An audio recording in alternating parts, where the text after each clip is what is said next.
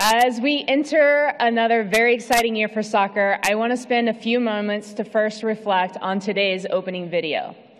You saw a lot of the success we've had from our youth and adult organizations, our pro leagues, our referees and coaches, and of course, our national teams. Those accomplishments are the results of everyone in this room and all of the people that work incredibly hard in each and every one of your organizations across the country. This year, after hearing your insights and feedback, lots of feedback, we outlined our strategic pillars and accelerated initiatives to ensure that we capitalize on the amazing opportunity we all have in the coming years to inspire and impact players, coaches, referees, and fans of all ages.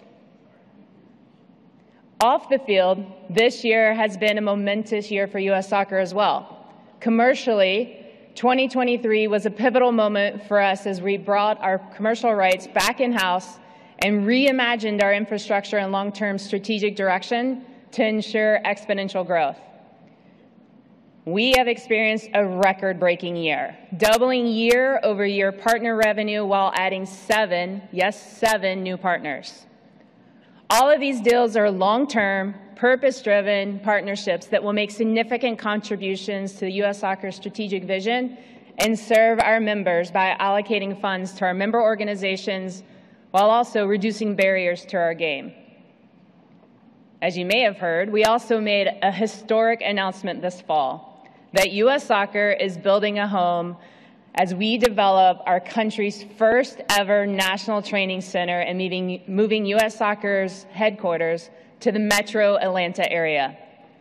This incredibly important project will impact our sport for generations to come. The National Training Center will provide year-round access to world-class training facilities and be a central hub where experimentation and knowledge sharing at all levels will take place, from refereeing and coaching, talent identification to player development. With our headquarters being there as well, this will be a transformative step to take soccer in this country to the next level. I want to give a special thank you to Arthur Blank for his leadership and belief in me and in U.S. Soccer and for helping to make the National Training Center a reality. Arthur, your generous contribution along with your team, especially Steve Cannon jumping in to help us, is making this dream a reality. I also want to thank Don Garber.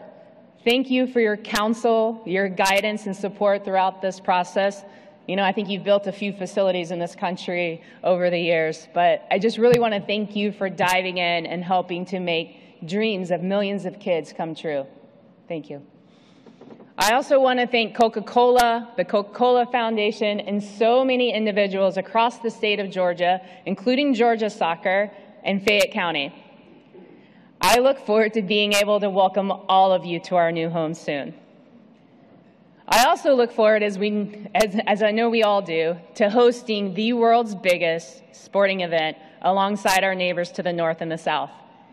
We are obviously all hard at work preparing and looking forward to the matches of the 2026 Men's World Cup.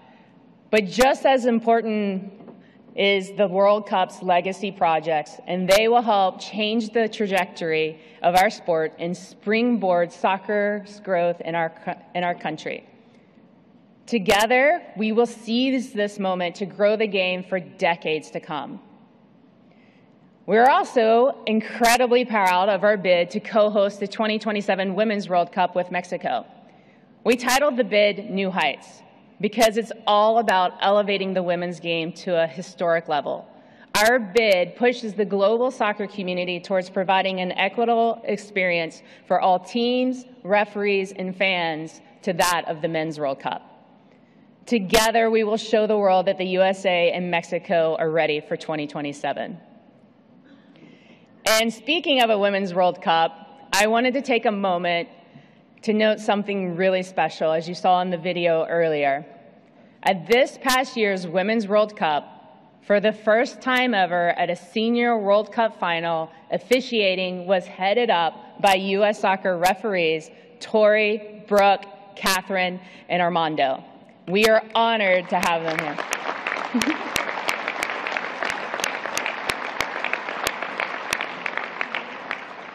appreciate the applause, but it was a little early. We are honored to have Tori and Catherine here with us today. If you will please stand up so we can all recognize you and applaud you.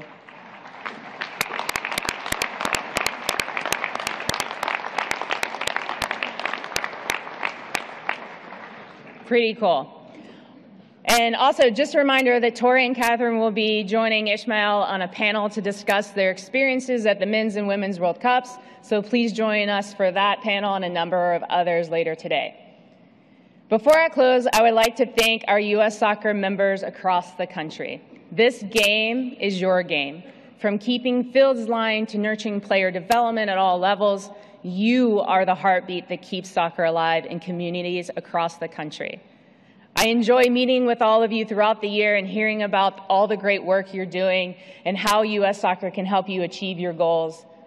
And the best thing is we're not even close to being done yet.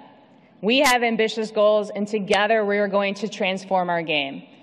As we get ready to enter what will truly be a once-in-a-lifetime, once-in-a-generation moment, I have never been more confident about the future of U.S. soccer. I am deeply honored to serve as your president. Thank you.